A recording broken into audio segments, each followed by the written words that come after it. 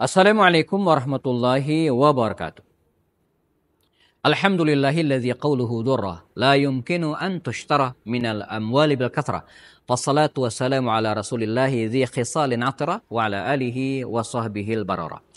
Para pemirsa dimanapun Anda berada, ketika kita bicara tentang Ramadan, puasa Ramadan, kita akan coba lihat bagaimana sejarah tentang pelaksanaan ibadah suci Ramadan ini.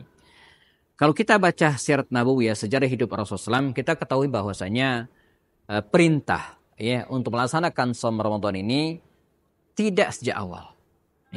Tidak sejak Rasulullah diutus menjadi nabi, tidak. Tapi jauh setelah Rasulullah menjadi nabi selama 13 tahun berdakwah di Mekah, lalu kemudian hijrah ke Madinah Al-Munawwarah. Nah, masuk tahun kedua Hijriah, tepatnya di bulan Sya'ban.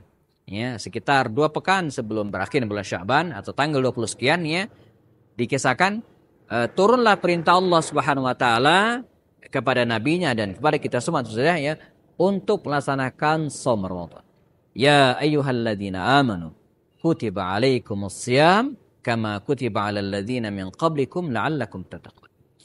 Wahai orang yang beriman, diwajibkan kepada kalian untuk berpuasa. Sebagaimana diwajibkan kepada umat-umat sebelumnya. Jadi umat-umat sebelumnya telah melaksanakan puasa dengan berbagai jenis dan perbedaannya. Tetapi di bulan Ramadan ini khusus bagi kaum muslimin. Karena itu kalau kita hitung, sesungguhnya pelaksanaan ibadah puasa di bulan Ramadan di masa Rasulullah hanya berlangsung mungkin sekitar 9 kali. Di tahun kedua sampai tahun ke-11. Bahkan di tahun ke-11 Hijriah, Nabi belum sempat melaksanakan shaum Ramadan karena Nabi meninggal di bulan Rabiul Awal, artinya Ramadan belum tiba, belum datang.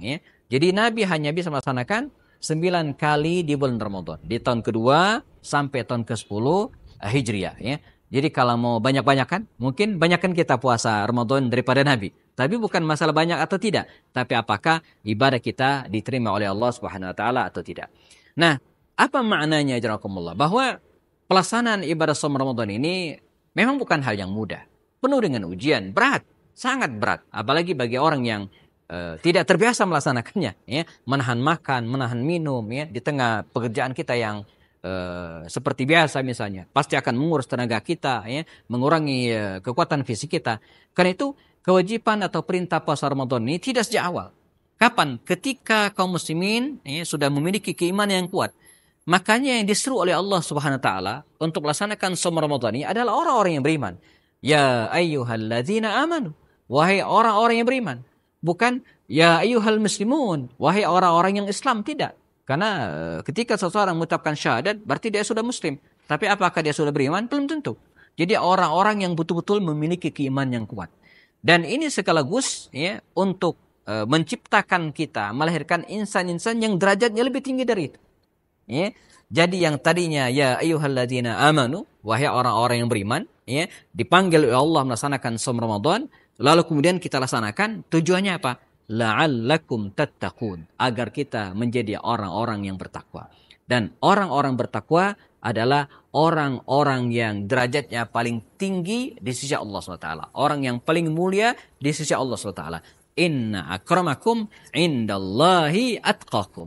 Sesungguhnya orang yang paling akram, orang yang paling mulia di sisi Allah, di sisi Tuhannya adalah atqakum, orang yang paling bertakwa. Dan puasa Ramadan jemaah meningkatkan kita dari hamba yang tadi beriman menjadi hamba-hamba yang muttaqin. Hamba-hamba muttaqin inilah yang dijanjikan oleh Allah Subhanahu wa taala akan masuk ke dalam surganya. Innalil muttaqina mafaza. Sungguhnya bagi orang-orang muttaqin itu mendapatkan keberuntungan. Di antara keberuntungan itu yaitu mendapatkan surga Allah Subhanahu wa taala. Pemirsa dimanapun Anda berada, melihat sejarah puasa tadi, maka kita ketahui bahwa ini adalah ibadah yang wajib walaupun turunnya belakangan untuk mengetes, meningkatkan keimanan kita dari orang yang beriman menjadi orang yang muttaqin. Semoga Allah menjadikan kita orang-orang yang muttaqin yang layak mendapatkan surga firdausnya insyaallah. Amin ya rabbal alamin. Saya Happy Andi Pastoni. Assalamualaikum warahmatullahi wabarakatuh.